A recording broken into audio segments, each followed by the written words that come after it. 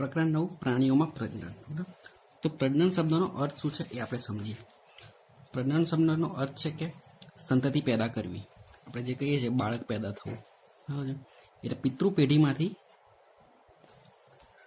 સંતતિ પેદા થવી એને કહેવાય પ્રજનન. બરાબર.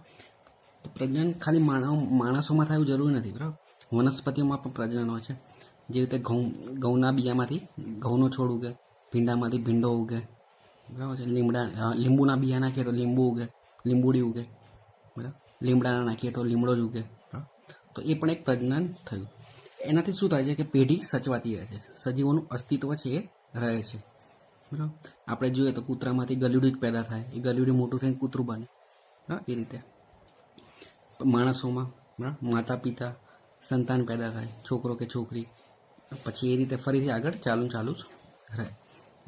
એટલે કે શું કરે છે કે પેઢી દર પેઢી નિરંતરતા સાચવી રાખે છે. કે લક્ષણો છે માણસના, જે લક્ષણો છે માણસ જેવો, એવો જ એનો છોકરો પેદા થાય. પ્રજનનમાં કયા કયા પ્રકાર છે, કેવી રીતે થાય છે? તો એક તો આપણને ખબર છે કે ઈંડા મૂકવા, અને બીજું છે બચ્ચાને જન્મ આપવો. તો મરઘી છે એ ઈંડા મૂકે છે, પક્ષીઓ ઈંડા મૂકે છે, બરાબર છે. સાપ છે એ ઈંડા પણ મૂકે અને અમુક ટાઈમ બચ્ચાને પણ જન્મ આપે. એટલે આ રીતે આપણે માણસ છે એ બચ્ચાને જન્મ આપે, બરાબર.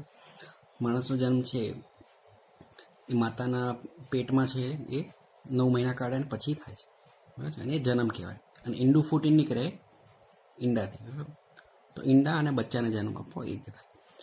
દરેક સજીવોમાં છે, અમુક સજીવોમાં અલગ અલગ પ્રકારનું પ્રજનન જોવા મળે છે, બરાબર છે. આપણામાં કેવું છે, માનવમાં કે માદાના શરીરમાં હોય છે, બરાબર છે. મહિલાના શરીરમાં થાય બાળક પેદા. અમુક જગ્યાએ કેવું થાય છે કે દેડકો છે તેમાં કેવું હોય છે, તળાવમાં માદા અને નર એ બંનેના ભેગા થાય અને તળાવમાં જ પેદા થાય. તો આ બધા અલગ અલગ પ્રજનનના પ્રકાર છે. તેના વિશે આપણે અભ્યાસ કરીશું. આપણા સ્ત્રી અને પુરુષ છે તો એના વચ્ચે અમુક તફાવત છે, બરાબર. મુખ્ય તફાવત એ છે કે એમના જે પ્રજનનના જે અંગો છે એ જુદા જુદા છે, બરાબર છે. એમની વચ્ચે સેક્સ થાય અને પછી જ બાળક પેદા થાય. તો પ્રાણીઓમાં પ્રજનન, તેમાં આપણે અમુક દેડકાનું ઉદાહરણ લઈશું, પછી માણસનું લઈશું, ઘણા બધા ઉદાહરણ લઈશું અને સમજીશું. તમે પાચન, પરિવહન તેમજ શ્વસન ક્રિયાઓ વિશે અગાઉના ધોરણમાં અભ્યાસ કર્યો. તો પાચન એટલે કે શરીરમાં જે ખોરાક ખાઈએ એ પચે. પરિવહન, લોહી વહે, લોહી પોષક તત્વોનું શરીરમાં વહન થાય. શ્વસન ક્રિયાઓ એટલે કે શ્વાસ લઈએ, ઓક્સિજન, કાર્બન ડાયોક્સાઇડ કાઢીએ.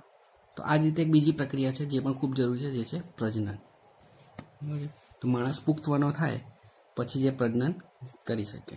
નાનું બાળક હોય તો એમાંથી આગળ સંતતિ પેદા ના કરી શકે. એના માટે અમુક 18 વર્ષ કે 15 વર્ષ થાય એના પછી જે પ્રજનન માટે સક્ષમ બને છે. શું તમને તેના વિશે યાદ છે? આ પ્રક્રિયાઓ પ્રત્યેક સજીવો માટે તેઓના અસ્તિત્વ માટે આવશ્યક છે, બરાબર છે. પ્રજનન શેના માટે જરૂર છે કે આગળ પેઢી વધારવા માટે જરૂરી છે. તમે વનસ્પતિઓમાં પ્રજનન વિશે અગાઉ અભ્યાસ કરી ચૂક્યા છો. પ્રજનન જાતિઓનું સાતત્ય જાળવી રાખવા માટે આવશ્યક છે. સાતત્ય એટલે કે લક્ષણો છે એ જાળવી રાખે. કૂતરું છે તો કૂતરાનો દેખાવ, એનું બંધારણ, એનું ભસવાનું, એનું સૂંઘવાની શક્તિ, તો આ બધી એની ગુણધર્મો છે તે સાચવી રાખે છે પ્રજનન. કલ્પના કરો કે સજીવો પ્રજનન ન કરે તો શું થાય? તો ના કરે તો શું થાય કે આપણે આગળ વધે નહીં અને અમુક ઉંમર થાય પછી એ મરી જાય. કૂતરો હોય તો કૂતરો મરી જાય, માણસ હોય તો માણસ મરી જાય, અને પછી જે સજીવો છે એનું અસ્તિત્વ ખતમ થઈ જાય પૃથ્વી પર. એટલે પ્રજનન ખૂબ જરૂરી છે. તમે એ વાતને માનશો કે પ્રજનનનું સજીવોમાં એક વિશેષ મહત્વ છે, કારણ કે તે એક જેવા સજીવોમાં પેઢી દર પેઢી નિરંતરતા બનાવી રાખવાનું સુનિશ્ચિત કરે છે. તમે અગાઉના ધોરણમાં વનસ્પતિઓમાં પ્રજનન વિશે અભ્યાસ કરી ચૂક્યા છો.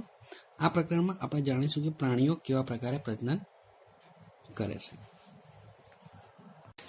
9.1 પ્રજનનના પ્રકારો. જે પ્રજનન થાય છે તેના 2 પ્રકાર છે. એક છે લિંગી પ્રજનન અને બીજું છે અલિંગી પ્રજનન, બરાબર. તો લિંગી પ્રજનનમાં કેવું હોય, માદા અને પિતૃ એ બંનેના જનીનો ભેગા થાય અને સંતતિ પેદા થાય. જે રીતે આપણે છે તો માતા અને પિતા ભેગા થાય, બને, બરાબર છે. એ જ રીતે બધા પ્રાણીઓમાં એવું જ હોય છે. પણ જે સૂક્ષ્મજીવો છે, અમીબા છે, બેક્ટેરિયા છે, તો એમાં કેવું છે કે એક જ પિતૃમાંથી સંતતિ પેદા થાય આગળ, બરાબર, એમાં માદા હોય નહીં. બરાબર, તો જેમાં બે હોય છે એને કહેવાય છે લિંગી પ્રજનન, અને જેમાં ખાલી એક પિતૃમાંથી આગળ સંતતિ પેદા થાય તેને કહેવાય અલિંગી પ્રજનન. તો અમીબા જે એક સૂક્ષ્મ જીવ છે, બરાબર, જે તળાવમાં જોવા મળે છે પણ, તો એમાં છે એક પિતૃમાંથી આગળ પેદા થાય, બેક્ટેરિયા છે, બરાબર. તો આ બધામાં અલિંગી પ્રજનન હોય છે, બરાબર. અને આપણે મનુષ્ય છે, પછી પ્રાણીઓ છે, બધામાં લિંગી પ્રજનન હોય છે. એક માદા હોય અને એક પિતૃ હોય, એક બળદ હોય, એક ગાય હોય, એ રીતે ઊંટ હોય, ઊંટડી હોય, આ રીતે. પછી બીજું છે ઈંડા આપવા અને બચ્ચાને જન્મ આપવો, બરાબર. તો મરઘીનું બચ્ચું અને ઈયળ કેવા પ્રકારે જન્મ લે છે? તો મરઘી ઈંડા આપે છે અને ઈયળ પણ ઈંડા આપે. બિલાડીનું બચ્ચું અને ગલુડિયું કેવી રીતે જન્મ લે છે? હા, તો બિલાડીનું બચ્ચું છે, બરાબર છે, એ બચ્ચાને જન્મ આપે. ગલુડિયું છે તો એની જે માતા હશે, બરાબર, કૂતરી, એ જન્મ આપે. તો એ છે બચ્ચાને જન્મ આપે, બરાબર. આપણે પણ મનુષ્યમાં બચ્ચાને જન્મ આપે છે, બરાબર છે. તો આ થઈ ગયા એના પ્રકાર: બચ્ચાને જન્મ આપવો અને ઈંડું મૂકવું. મરઘો હોય તો મરઘાને કાપીને ચિકન તરીકે ખાવામાં આવે, મરઘી હોય તો એને સાચવવામાં આવે, એટલે આગળ ઈંડા આપે, બરાબર. આપણે જે ઈંડા આવે છે એ ઈંડા મૂકી રાખીએ તો એ ના થાય, કારણ કે એમાં ઇન્જેક્શન મારી દીધું હોય, એટલે પછી આગળ ફૂટીને મરઘી થાય નહીં, બરાબર છે. પણ એમનું એમ રહેવા દેવામાં આવે કુદરતી રીતે, તો એમાંથી આગળ મરઘી કે મરઘો પેદા થાય ઈંડામાંથી. શું તમે વિચારો છો કે જન્મ પહેલાં આ સજીવો એવા જ દેખાતા હતા જેવા અત્યારે દેખાય છે? તો જન્મ પહેલાં કેવું હોય કે ધીમે ધીમે વિકાસ થતો જાય એના શરીરના ભાગોનો, બરાબર છે. આપણે બાળક છે તો શરૂઆતમાં એનું હૃદય આવે, પછી એનું માથું આવે, હાથ આવે, પગ, પછી એ ધીમે ધીમે વિકાસ થતો જાય, બરાબર, મોટું થતું જાય. પણ એના અમુક ગુણધર્મો છે એમને એમ જ રહે, કે કૂતરાનું બચ્ચું ગલુડ્યું છે તો એને કૂતરા જેવું જ દેખાતું હોય, લક્ષણો અમુક એવા જ હોય. વનસ્પતિઓની જેમ પ્રાણીઓમાં પણ પ્રજનનના બે પ્રકારો છે: લિંગી પ્રજનન, જેમાં માદા અને પિતૃ વચ્ચે સેક્સ થાય ને, અને બીજું છે અલિંગી પ્રજનન, જેમાં એક પિતૃમાંથી સંતતિ પેદા. બસ, હવે એક કોષ્ટક છે એમાં ભરવાનું છે પ્રાણી છે અને એનું બચ્ચું, એનું નામ આપેલું છે. હા, તો મેં ભરી દીધું, તમને બતાવી દઉં. કોષ્ટક 9.1 ક્રમ, પ્રાણી અને એનું બચ્ચું. તો મનુષ્ય, તો આપણે શિશુ કહીએ છીએ, કે શિશુ એ બાળકનું બીજો શબ્દ છે, બરાબર છે. બચ્ચાને જન્મ આપીએ ને બાળક પેદા થાય એને શિશુ કહીએ. બિલાડીમાં એના બચ્ચાને કહેવાય મીંદડું, અંગ્રેજીમાં કહેવાય કીટન, આપણે કારણ કે ગુજરાતી શબ્દ આપણને ખ્યાલ નથી હોતો. મીંદડું. કૂતરું તો આપણે કહીએ ગલુડિયું. પતંગિયું, તેનું બચ્ચું હોય છે, કીટક હોય છે, બરાબર. ઈંડામાંથી મોટું થાય પછી એક કીટક બને, અને કીટકમાંથી પછી પતંગ. પછી છે મરઘું, આપણે આ રેશમ છે, રેશમનો કીડો, બરાબર, એ પણ કીડામાંથી પછી એ પતંગિયું બની જાય, પુખ્ત અવસ્થા થાય પછી મરઘી, તો મરઘીનું બચ્ચું પીલું કહે છે. ગાય છે, વાછરડું. દેડકો, એનું ટેડકો. દેડકામાં જે પ્રજનન થાય છે એનું આપણે આ પ્રકરણમાં આગળ અભ્યાસ કરવાના છીએ. 9.2 લિંગી પ્રજનન, બરાબર છે. અંગ્રેજીમાં કહેવાય સેક્સ્યુઅલ રિપ્રોડક્શન, એટલે કે એમની વચ્ચે સેક્સ થાય ત્યારે થાય. હવે એમાં શું હોય છે? બે હોય છે, એક માદા હોય અને એક પિતા હોય, બરાબર. અને અલિંગીમાં ખાલી એક જ હોય, પિતા જ હોય, બરાબર. તો આમાં કઈ રીતે સજીવ બનશે કે બંનેનું જોડાણ થશે? એવા પ્રકારનું પ્રજનન જેમાં નર અને માદા જન્યુઓનું જોડાણ થતું હોય તેને લિંગી પ્રજનન કહે છે. હવે આપણે મનુષ્યમાં જોઈએ તો માતા અને પિતા વચ્ચે સેક્સ થાય, બરાબર, ત્યારે શું થાય? અને પછી જોડાણ થાય અને પછી છોકરું પેદા થાય, બરાબર. તો પહેલાં શું થાય કે આ બંને જોડાય, એના કોષો, પછી એમાંથી એક યુગ્મન જ બને અને એનો વિકાસ થઈને સજીવ બને, બરાબર છે. તો વનસ્પતિઓની જેમ જ પ્રાણીઓ પણ નર તેમજ માદા જન્યુઓ બનાવે છે, બરાબર. એટલે એક નર હોય અને એક માદા હોય. આપણે જોઈએ તો મનુષ્યમાં પુરુષ હોય અને માદા સ્ત્રી, પછી કૂતરામાં કૂતરો, કૂતરી, એ રીતે બધામાં નર અને માદા હોય, બરાબર. તો એના જે પ્રજનન કોષો છે એ ભેગા થાય, બરાબર છે, જેના જોડાણથી યુગ્મન જ બને. યુગ્મન જ એટલે શું હોય કે બાળક અને એની વચ્ચેની અવસ્થા, બરાબર છે. એ પછી એ યુગ્મનનો વિકાસ થઈને એક નવો સજીવ બને છે. આપણે કહીએ છીએ ને કે માતાના શરીરમાં બાળક 9 મહિના રહે, તો એ 9 મહિના દરમિયાન એ યુગ્મન જ છે, વિકાસ થતો જાય અને પછી સંપૂર્ણ બાળક વિકસિત થાય અંગો સાથે. તો પહેલાં કોષોનું જોડાણ થાય, પછી યુગ્મન જ બને, પછી એનો વિકાસ થઈને સજીવ બને. બરાબર છે. તો આ કહેવાય આ પ્રકારનું લિંગી પ્રજનન. હવે આપણે માનવ શરીરના છે એના જોઈએ તો આ છે નર પ્રજનન અંગો. બરાબર છે. મનુષ્યમાં નર પ્રજનન અંગો. તો આપણે જે બે પગની વચ્ચે જે છોકરો હોય, છોકરાને નર કહેવાય, જે મોટો થઈને પુરુષ બને. તો એમાં કઈ રીતના પ્રજનન અંગો હોય છે, બરાબર છે. તેમાં જે ગોટી જેવા હોય છે બે, એ છે શુક્રપિંડ. પછી આ વચ્ચેનું જે છે એ છે શિશ્ન. પછી આ છે શુક્રવાહિની. બરાબર છે. તો આ છે એના પ્રજનન અંગો. બરાબર. આ શુક્રપિંડ છે એમાં શુક્રકોષો પેદા થાય. શુક્રકોષો એટલે કે જે છે પ્રજનન કોષો. માદામાં એ જ રીતે અંડપિંડમાં અંડકોષો થાય છે. બરાબર છે. જે આ અંડપિંડ છે એક અને બે, એમાં અંડકોષો ઉત્પન્ન થાય. આ છે પ્રજનન કોષો. નરમાંથી શુક્રકોષો અને માદામાંથી અંડકોષો અહીંયા ગર્ભાશયમાં ભેગા થાય, ત્યાં યુગ્મન જ બને. પછી એ વિકાસ થતો જાય, પછી એ બાળક બને 9 મહિને. બરાબર છે. પછી બાળકનો જન્મ થાય. તો પહેલાં આપણે મનુષ્યના નર પ્રજનન અંગોનું જોઈએ. બરાબર છે. નર પ્રજનન અંગો. નર પ્રજનન અંગોમાં એક જોડ શુક્રપિંડ, એક જોડ એટલે કે બે. જોડનો મતલબ થાય બે. તો એક જોડ શુક્રપિંડ એટલે કે બે શુક્રપિંડ, બે શુક્રવાહિનીઓ અને એક શિશ્ન આવેલું હોય છે. શુક્રપિંડ નર જનન કોષો ઉત્પન્ન કરે છે, જેને શુક્રકોષો કહે છે. અંગ્રેજીમાં એને કહે છે સ્પર્મ. શબ્દ કદાચ તમે સાંભળ્યો હોય. બરાબર. તો માનવ શુક્રકોષની આકૃતિ છે, જેમાં એક પૂંછડી હોય છે પાછળના ભાગ, પછી મધ્ય ભાગ હોય છે, એની ઉપર એક શીર્ષ ભાગ હોય છે. શુક્રપિંડ લાખોની સંખ્યામાં શુક્રકોષો ઉત્પન્ન કરે છે. બરાબર છે. આકૃતિ 9.2માં શુક્રકોષની રચના દર્શાવવામાં આવે છે. તો આ જે છે શુક્રકોષની રચના છે, આ રીતનું હોય છે. શુક્રકોષો અત્યંત સૂક્ષ્મ હોય છે. તે પ્રત્યેકમાં એક શીર્ષ, મધ્ય ભાગ અને એક પૂંછડી હોય છે. આ એક કોષ છે. આવા એક જ જેવા લાખો કોષ થાય છે. બરાબર છે. શું શુક્રકોષ એક કોષ જેવા દેખાય છે? વાસ્તવમાં પ્રત્યેક શુક્રકોષમાં કોષના સામાન્ય ઘટકો જોવા મળે છે. એટલે દરેક શુક્રકોષ એમાં આ ઘટકો હોય, પૂંછડી, મધ્ય ભાગ અને શીર્ષ. આ છે માનવ શુક્રકોષ. એના પછી છે માદાનું, એટલે કે આપણે જે સ્ત્રી કહીએ છીએ કે છોકરી, એમાં કઈ રીતના હોય. તેમાં એક ગર્ભાશય હોય છે, પછી અંડવાહિની હોય છે. આ એક અંડવાહિની, આ બીજી, અને બે અંડપિંડ. બરાબર. અંડપિંડમાંથી અંડકોષો ઉત્પન્ન થાય અને અંડવાહિની મારફતે ગર્ભાશયમાં આવે. માદા પ્રજનન અંગોમાં એક જોડ અંડપિંડ, એક જોડ એટલે કે બે અંડપિંડ, અંડવાહિનીઓ અને ગર્ભાશય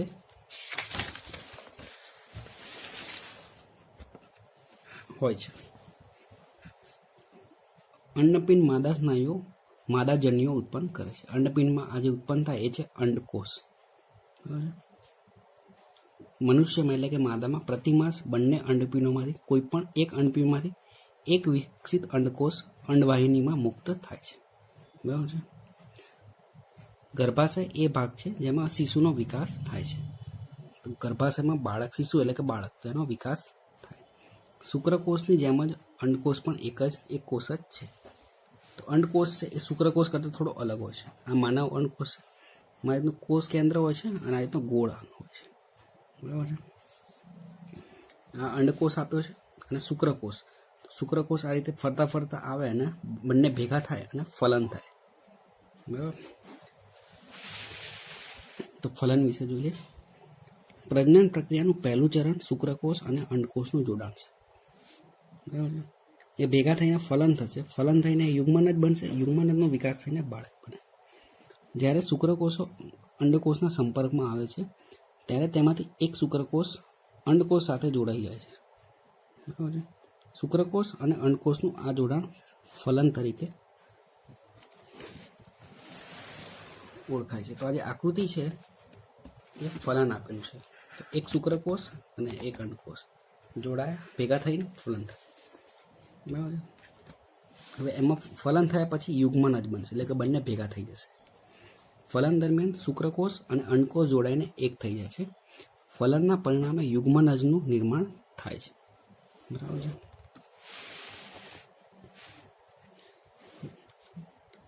ફલનની પ્રક્રિયામાં માતાનો અંડકોષ અને પિતાનો શુક્રકોષ જોડાણ પામે છે.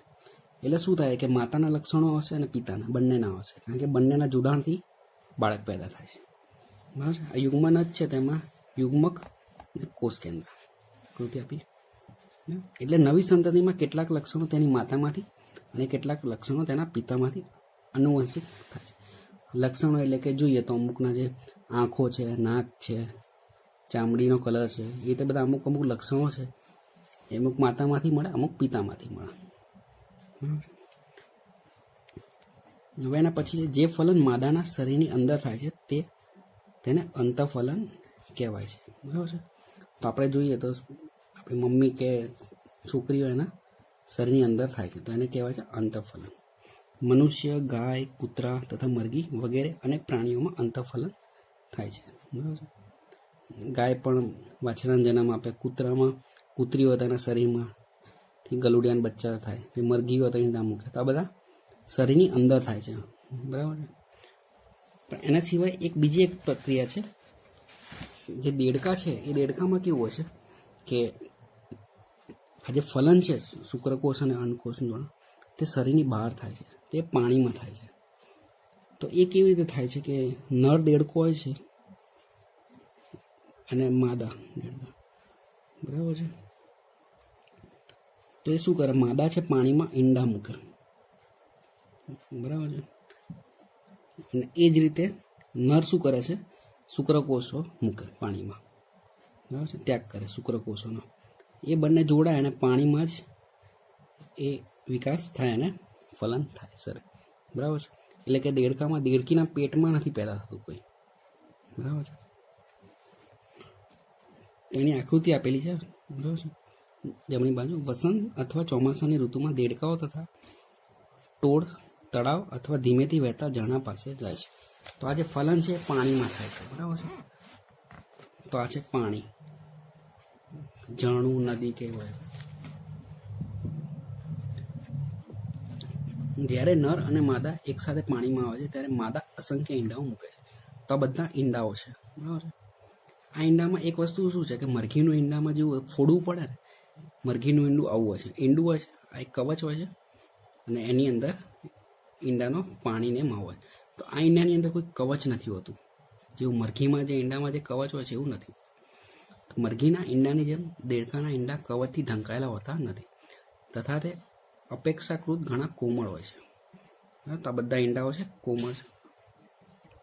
જેલીનું એક પડ ઈંડાઓને એક સાથે જોડાયેલા રાખે છે તથા તેનું રક્ષણ પણ કરે છે. તો આ એક જેલીનું પડ છે, દેખાય જેલી. માદા જેવા અંડકોષ મુક્ત કરે છે, તરત જ નર તેની ઉપર શુક્રકોષોનો ત્યાગ કરે છે. એટલે હવે નર શુક્રકોષો મૂકશે, અંડકોષના શુક્રકોષ ભેગા થઈને ફલન થશે, બરાબર. તો પરિણામે ફલન થાય છે. આવા પ્રકારનું ફલન કે જેમાં નર અને માદા પ્રજનન કોષોનું જોડાણ માદાના શરીરની બહાર થતું હોય તેને બાહ્ય ફલન કહે છે. આવું ફલન માછલીઓ, સ્ટારફિશ જેવા જલીય પ્રાણીઓમાં જોવા મળે છે. એટલે હવે જે પેદા થશે એ પાણીમાં જ થશે. ફરી ટોપિક છે ભ્રૂણનો વિકાસ, બરાબર છે. તો નીચેની પહેલા આકૃતિ જોઈ લઈએ, બરાબર છે. તો શુક્રકોષો આવ્યા અને અંડકોષો એ બંને અહીંયા ભેગા થશે. શુક્રકોષો અહીંથી ફરતા ફરતા જશે અને અહીંયા ભેગા થશે. અહીંયા અંડકોષ અને શુક્રકોષ ભેગા થઈને ફલન થશે અને પછી બનશે યુગ્મનજ. હવે યુગ્મનજ છે એ શું થશે, એનું ધીરે ધીરે કોષની એની ગોળાકાર રચના બનશે. તો આ જે આકૃતિ આપી છે બીજી, એટલે આ રીતે એકમાંથી બેમાંથી રીતે વધતું જશે, વિકાસ થશે ને ગોળાકાર હશે. પછી ધીમે ધીમે એ અહીંયા અંડવાહિનીથી બહાર આવશે અને ગર્ભાશયમાં થશે. ગર્ભાશયમાં આ જે દિવાલ છે ત્યાં ચોંટી જશે, બરાબર. અને એમાંથી એ પોષક તત્વોને એ મેળવશે. આપણે કહીએ છીએ ને માતાના શરીરમાંથી માતા ખાય તો એમાં એને બાળકને પણ મળે અને એને પણ મળે, બંનેમાં. પછી બાળકનો વિકાસ થાય, પછી એના અંગો વિકાસ થાય, પછી 9 મહિના જેવો સમય થાય, બરાબર. એટલે પુખ્ત બની જાય બાળકના બધા જ અંગો આવી જાય, પછી એનો જન્મ થાય, બરાબર. તો ત્રીજી આકૃતિ આપી છે વિકાસ પામતો ભ્રૂણ. તો આ જે દિવાલ છે ગર્ભાશયની એમાંથી ચોંટીને રહે અને પોષણ મેળવીને એ વિકાસ પામે. પહેલી આકૃતિ યુગ્મનજનું નિર્માણ તથા યુગ્મનજમાંથી ભ્રૂણનો વિકાસ. બીજી કોષોની ગોળાકાર રચના. અને ત્રીજું ભ્રૂણનું ગર્ભાશયમાં સ્થાપન. પછી શું થશે? એ ગર્ભાશયમાં ગર્ભ બનશે. તો આ રીતનું બાળક થશે. એમાં માથું, હાથ, પગ બધા જ અવયવ. બરાબર. તો પહેલાં આપણે જોઈ લઈએ. તો ભ્રૂણનો વિકાસ. ફલનના પરિણામ સ્વરૂપે યુગ્મનજનું નિર્માણ થાય છે, જે વિકાસ પામીને ભ્રૂણમાં પરિવર્તિત થાય છે. બરાબર. તો યુગ્મનજમાંથી ભ્રૂણ બનશે એનું આપ્યું છે નીચે. તો યુગ્મનજનું સતત વિભાજન થઈને કોષોની ગોળાકાર રચનામાં ફેરવાય છે. તો આજે બીજું આકૃતિ આપી છે એ રીતની રચના. ત્યારબાદ કોષો સમૂહ બનાવે છે, જે વિકાસ પામીને પેશીઓ અને શરીરના અંગો તરીકે વિકાસ પામે છે. બરાબર. કોષો ભેગા થઈને પેશીઓ બને, પેશીઓ ભેગા થઈને અંગો. તો આપણા શરીરમાં જે અંગો હોય છે અલગ અલગ, હૃદય છે, માથું છે, હાથ, પગ, જઠર, તે બધા અંગો બનશે. આ વિકાસ પામતી સંરચનાને ભ્રૂણ કહે. આપણે જોઈએ છે જે ભ્રૂણ હત્યા કહીએ છીએ એ શું છે કે ગર્ભનો ભ્રૂણ સમય નક્કી કરી દેવું કે છોકરો છે કે છોકરી, અને છોકરી ના જોઈતી હોય તો એને મારી નાખવી. તે ભ્રૂણ હત્યા એ પાપ છે અને કાયદાકીય રીતે પણ ખૂબ ખોટું છે. ભ્રૂણ ગર્ભાશયની દિવાલ પર ચોંટી જાય છે અને વિકાસ પામ્યા કરે છે. બરાબર. તો આ જે ભ્રૂણ છે ગર્ભાશયની દિવાલ પર ચોંટી જશે અને વિકાસ પામ્યા કરશે. અને ભ્રૂણમાંથી પછી એ ધીમે ધીમે ગર્ભ બનશે. ગર્ભાશયમાં ભ્રૂણનો સતત વિકાસ થતો રહે છે. ધીરે ધીરે વિવિધ શારીરિક અંગો જેવા કે હાથ, પગ, માથું, આંખો, કાન વગેરે વિકસિત થઈ જાય છે. ભ્રૂણની એ અવસ્થા કે જેમાં બધા જ શારીરિક અંગોની ઓળખ થઈ શકે તેને ગર્ભ કહે છે. એટલે કે એનામાં બધા જ અંગો આવી ગયા. બરાબર છે.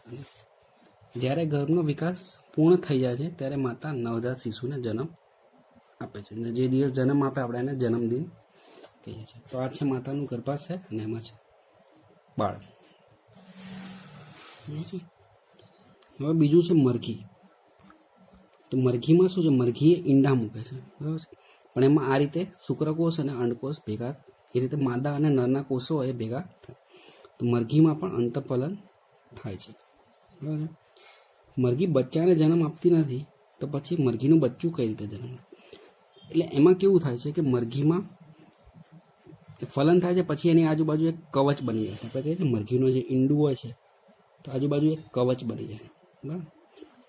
પછી એ ઈંડાનો વિકાસ થાય 3 અઠવાડિયા જેવો સમય હોય, પછી એમાંથી એ બચ્ચું નીકળે. આપણે જે પક્ષીઓના ઈંડા હોય છે એમાંથી નાના પક્ષીઓ જન્મે, ઈંડું ફૂટીને. તો ફલન પછી તરત યુગ્મનજ સતત વિભાજન પામ્યા કરે છે અને અંડવાહિનીમાં નીચેની તરફ ખસતો રહે છે. તેનું નીચેની તરફ ખસવાની સાથે સાથે તેની આજુબાજુ સુરક્ષિત પળ બનતું જાય છે. તો આજે આપણે કહીએ છીએ ઈંડું સફેદ રંગનું હોય છે, તે કવચ હોય છે અને એની અંદર હોય છે. આપણે બધા મોટા ભાગના પક્ષીઓ ઈંડા જ મૂકે છે. મરઘીના ઈંડા પર જોવા મળતું કઠણ કવચ પણ આવું જ એક સુરક્ષિત પડ છે. તેવું પડ બની જાય. વિકસિત ભ્રૂણની ઉપર કઠોર કવચનો પૂર્ણ વિકાસ થયા બાદ મરઘી ઈંડું મૂકે. આપણે મરઘીના ઈંડા ખાઈએ છીએ, બરાબર. તો ઈંડાનું ઉપરનું કવચ તોડી નાખીએ છીએ, એમાં અંદરની જે હોય છે એનાથી આમલેટ બનાવીને ખાઈએ. મરઘીના ઈંડામાંથી બચ્ચું બનવા માટે 3 અઠવાડિયા જેટલો સમય લાગે છે. 3 અઠવાડિયા થાય તો જ બચ્ચું બને. એના માટે એને ગરમી પણ જોઈએ. તો એને ગરમી ક્યાંથી મળે? તો આપણે જોઈએ જે માળો હોય છે એમાં પક્ષી બેઠું હોય, એની નીચે ઈંડા હોય, તો એને શું ત્યાં ગરમાવો રહે. પર્યાપ્ત ગરમી મળે તે માટે ઈંડા ઉપર બેઠેલ મરઘીને તમે જોઈ હશે. તો મરઘી શું કરે? ઈંડાની ઉપર બેસી જાય. આ માળો હોય, આ રીતનું ઈંડા મૂકે ને એની ઉપર બેસી જાય મરઘી. ઈંડાની અંદર બચ્ચાનો વિકાસ આ પ્રક્રિયા દરમિયાન જ થાય છે. બરાબર છે. તો આજે ગરમી મળે છે એ સમય જેનો થાય 3 અઠવાડિયા. બચ્ચાનો સંપૂર્ણ વિકાસ થયા પછી કવચ તૂટે છે અને બચ્ચું બહાર આવે છે. તો આપણે જોયું હતું કે આવું ઈંડું હોય તો ધીરે ધીરે તૂટે, 1 તૂટે, 2 તૂટે, પછી આખું ઈંડું ઉપરનો કવચ તૂટી જાય ને એમાં નાનું પક્ષી હોય એ બહાર આવે. બાહ્ય ફલન કરતા પ્રાણીઓમાં ભ્રૂણનો વિકાસ માદાના શરીરની બહાર થાય છે. ભ્રૂણ અંડાવરણની અંદર વિકાસ પામ્યા કરે છે. ભ્રૂણનો વિકાસ પૂર્ણ થયા બાદ ઈંડું તૂટે છે. તો આ શું હોય છે? તળાવમાં જ ઈંડું હોય છે અને તળાવમાં ઈંડું ફૂટે. તમે તળાવ અથવા ઝરણામાં દેડકાના અનેક ટેડપોલ તરતા જોયા છે. તો ટેડપોલ શું છે? એક દેડકાનું બચ્ચું છે. અપત્ય પ્રસવી અને અંડ પ્રસવી પ્રાણી. બરાબર, તો શબ્દો અઘરા છે પણ સૌથી સહેલું છે. તો જે પ્રાણીઓ બચ્ચાને જન્મ આપે એને કહેવાય અપત્ય પ્રસવી, અને ઈંડા મૂકે એને અંડ પ્રસવી પ્રાણીઓ. તો બચ્ચાને કોણ જન્મ આપે? ગાય છે, પછી માણસ છે, બરાબર. તો આપણે બચ્ચાને જન્મ આપીએ છીએ. અને પક્ષીઓ છે તે ઈંડા મૂકે. બરાબર, સારી વ્યાખ્યા છે, સીધી યાદ રાખી લેવી. એવા પ્રાણીઓ કે જેઓ સીધો જ બચ્ચાને જન્મ આપે તેને અપત્ય પ્રસવી પ્રાણીઓ કહે છે. જે પ્રાણીઓ ઈંડા મૂકે છે તેને અંડ પ્રસવી પ્રાણીઓ કહે છે. હવે એના પછીનું છે શિશુમાંથી પુખ્ત સ્વરૂપ. બરાબર, તો પહેલા છે દેડકાનું છે આપ્યું છે, દેડકાનું જીવન ચક્ર. તો શું કરે આ દેડકો છે, પુખ્ત દેડકો, એ ઈંડાઓ મૂકે નાના નાના. એ ઈંડાઓમાંથી શરૂઆતમાં નાનો ટેડપોલ બને, ફૂટે ઈંડું અને શરૂઆતનો ટેડપોલ. પછી શું થાય? ટેડપોલમાંથી થોડો મોટો થાય અને પછી અંતે ટેડપોલ થાય, મોટો ટેડપોલ. અને ટેડપોલનો પછી એમાં એક છે કાયાંતરણ. બરાબર, એટલે કે એમાં થોડા બદલાવ આવે અને પછી એમાંથી પુખ્ત દેડકો બને. તો આ જે ટેડપોલ છે એ દેડકા કરતાં થોડો અલગ દેખાય છે. બરાબર, એટલે એમાં થોડા ગુણધર્મોને બદલાય. તો આ રૂપાંતરની પ્રક્રિયા છે એને કહેવાય છે કાયાંતરણ. એની વ્યાખ્યા આપેલી છે. તો પહેલાં આપણે આ જોઈ લઈએ દેડકાનું. તો દેડકામાં ઈંડાથી શરૂ કરીને પુખ્તા સુધીની તમામ અવસ્થાઓનું નિરીક્ષણ કરો.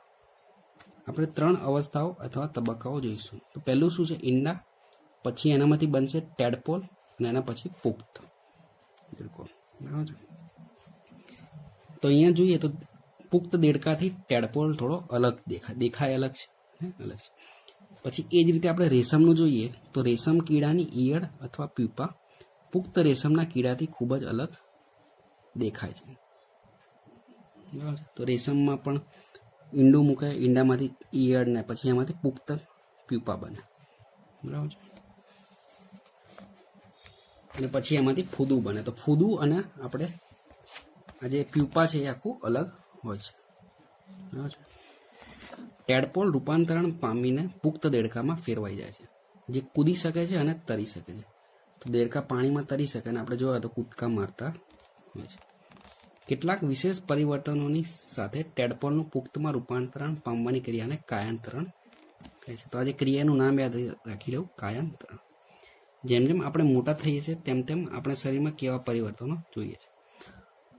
તો આપણે મોટા થઈએ તો બાળક હોય તો બાળકમાં જેમ ગુણધર્મો જોવા મળે એ મોટા થયા પછી એમાં ના જોવા મળે. પુખ્તતા આવી જાય, ગંભીરતા વધી જાય મોટા થયા પછી. બરાબર, તે રીતના પરિવર્તનો જોવા મળે છે. બરાબર, પછી મોટા થયા પછી પ્રજનન માટે સક્ષમ બને, એટલે કે માતા પિતા બની શકે છે. બાળક કોઈ દાડો માતા પિતા ના બની શકે, જન્મ ના આપી શકે. તો આ રીતના જે પરિવર્તનો છે એને કાયાંતરણ છે. તો દેડકામાં જે છે એને કાયાંતરણ કહે છે. શિશુમાંથી પુખ્ત સ્વરૂપ. નવજાત જન્મેલા પ્રાણી અથવા ઈંડાના તૂટવાથી નીકળેલા પ્રાણી ત્યાં સુધી વૃદ્ધિ કરતા રહે છે જ્યાં સુધી તે પુખ્ત નથી. તો આપણે મનુષ્યમાં જોઈએ તો બાળક 18 વર્ષ સુધી વૃદ્ધિ કરતું રહે, એની ઊંચાઈ વધે. બરાબર, પછી એના પછી ઊંચાઈ વધે નહીં, પછી એ લિમિટ આવી ગઈ. બરાબર, કેટલાક પ્રાણીઓમાં નવજાત બચ્ચા પુખ્ત પ્રાણીથી સાવ અલગ જ દેખાય છે. તો દેડકામાં છે તો બચ્ચું છે એના પુખ્તથી અલગ દેખાય છે. એનું ઉદાહરણ આપ્યું છે રેશમ. રેશમના કીડાનું જીવન ચક્ર. ઈંડામાંથી ઈયળ અને ઈયળામાંથી પ્યુપા અને એમાંથી પુખ્ત. બરાબર, તો આખું અલગ જ છે. બાળક અલગ દેખાય છે થોડું, અને જે પુખ્ત છે એના ગુણધર્મો થોડા. તો દેડકો આ પ્રકારના પ્રાણીઓનું અન્ય ઉદાહરણ છે. તો દેડકા વિશે આખું નીચે આપેલું છે બધું. તો દેડકા ઈંડામાંથી ટેડપોલ અને દેડકો એકબીજા કરતાં થોડા દેખાવે અલગ છે, ગુણધર્મ અલગ છે. તો આ ટેડપોલ છે કાયાંતરણ પામીને પુખ્ત દેડકો બને, પછી ઈંડા મૂકે, પછી ફરી ટેડપોલ. તો આ જીવન ચક્ર ચાલુ રહીને દેડકા આગળ વધતા જાય પેઢીઓ. 9.3 અલિંગી પ્રજનન. તો આ પ્રજનનનો બીજો પ્રકાર છે. તો આમાં કેવું હશે? એક પિતૃમાંથી સજીવ ઉત્પન્ન થાય, એટલે કે આપણે જે માતૃ અને પિતૃ 2 હોય છે એવું નથી હોતું. એમાં ખાલી એક જ કોષ હોય, એમાંથી 2 કોષ ઉત્પન્ન થાય. તો પહેલું અહીંયા ઉદાહરણ આપ્યું છે હાઇડ્રાનું. તો હાઇડ્રામાં કલિકા સર્જન. તો હાઇડ્રા એક સજીવ છે, બરાબર. તેમાં આ રીતના એક ઉપસેલો ભાગ રચના જોવા મળે, એને કહેવાય કલિકા. અને આ કલિકામાંથી નવ સજીવ ઉત્પન્ન થાય આ રીતે. બીજું ઉદાહરણ આપ્યું છે અમીબા. તો અમીબામાં આ રીતનો કોષ હોય છે, એનું કોષ કેન્દ્ર છે, એનું વિભાજન થાય અને બે થઈ જાય. પછી એ જે છે આખે કોષ જ બે ભાગમાં વહેંચી જાય અને આ રીતે બાળ અમીબા ઉત્પન્ન થાય. તો આ છે અમીબામાં દ્વિભાજન. તો એક કોષમાંથી બે કોષ બન્યા. તો આ છે અલિંગી પ્રજનન. પ્રત્યેક હાઇડ્રામાં એક કે તેથી વધુ ઉપસેલા ભાગ જોવા મળે છે. આ ઉપસેલી રચના વિકાસ પામતો નવો સજીવ છે, જેને કલિકા કહે છે. તો આ આકૃતિમાં જે આ જે રચના છે વિકાસ પામતો સજીવ, એ છે કલિકા. યાદ કરો કે યીસ્ટમાં પણ કલિકા જોવા મળે છે. જે આપણે જે બ્રેડ છે ફૂલાવવા માટે જે વપરાય છે બેક્ટેરિયા, એ યીસ્ટ. હાઇડ્રામાં પણ એકલ પિતૃમાંથી ઉદ્ભવેલા ઉપસેલા ભાગોમાંથી નવો સજીવ વિકાસ પામે છે. આવા પ્રજનનમાં એક જ પિતૃમાંથી નવો જીવ ઉત્પન્ન થાય છે, તેથી તેને અલિંગી પ્રજનન કહે છે. તો વ્યાખ્યા યાદ રાખવી અલિંગી પ્રજનનની. એક જ પિતૃમાંથી નવો સજીવ ઉત્પન્ન થાય તેવા પ્રજનનને કહેવાય અલિંગી પ્રજનન. હાઇડ્રામાં કલિકામાંથી નવો સજીવ ઉદ્ભવે છે, આથી આવા પ્રજનનને કલિકા સર્જન કહે છે. તો પ્રજનનનું નામ છે કલિકા સર્જન, કારણ કે કલિકા છે એટલે. તો હાઇડ્રામાં કલિકા સર્જન હોય છે અને અમીબામાં દ્વિભાજન. દ્વિભાજન એટલે કે એક કોષમાંથી બે કોષ વિભાજન થઈને થાય, બરાબર. અલિંગી પ્રજનનની અન્ય પદ્ધતિ અમીબામાં જોવા મળે છે. તો આ પદ્ધતિ છે, બરાબર. અમીબા એક કોષી સજીવ છે. તેમાં એક જ કોષ હોય છે, તેનું એક કોષ કેન્દ્ર હોય છે, તેમાંથી વિભાજન થાય અને બે થઈ જાય. તેમાં કોષ કેન્દ્રના બે ભાગોમાં વિભાજનથી પ્રજનન ક્રિયાની શરૂઆત થાય છે. તો શરૂઆત અહીંથી થશે, એક કોષ કેન્દ્રનું વિભાજન થઈ બે બની શકે. ત્યારબાદ કોષ પણ બે ભાગોમાં વિભાજિત થઈ જાય છે. એટલે આખો કોષ હતો એના પણ બે ટુકડા થઈ ગયા અને બે ભાગમાં વિભાજન થઈ જાય, જેના પ્રત્યેક ભાગમાં કોષ કેન્દ્ર હોય છે, બરાબર છે. તે એક કોષ કેન્દ્ર આને મળશે, બીજું આને. પરિણામ સ્વરૂપે એક પિતૃમાંથી બે અમીબા બને છે. તો એક હતું એમાંથી બે બની ગયા નવા બાળ અમીબા. આવા પ્રકારના અલિંગી પ્રજનન કે જેમાં સજીવ વિભાજિત થઈને બે સંતતિ ઉત્પન્ન કરે છે તેને દ્વિભાજન કહે છે. દ્વિ એટલે કે બે, અને વિભાજન એટલે કે ટુકડા થવા. એકમાંથી બે સજીવ બને. તો આ છે અલિંગી પ્રજનન. તો આ જે સૂક્ષ્મ જીવો હોય છે એક કોષી જીવો, એવામાં જ વધારે જોવા મળે. આપણે જે બહુકોષી સજીવો છે, માનવ છે, પશુ પક્ષીઓ, તેમાં આ રીતનું જોવા મળતું નથી અલિંગી પ્રજનન. ખાલી હાઇડ્રા અને અમીબામાં જોવા મળે છે, અને યીસ્ટ, બરાબર છે.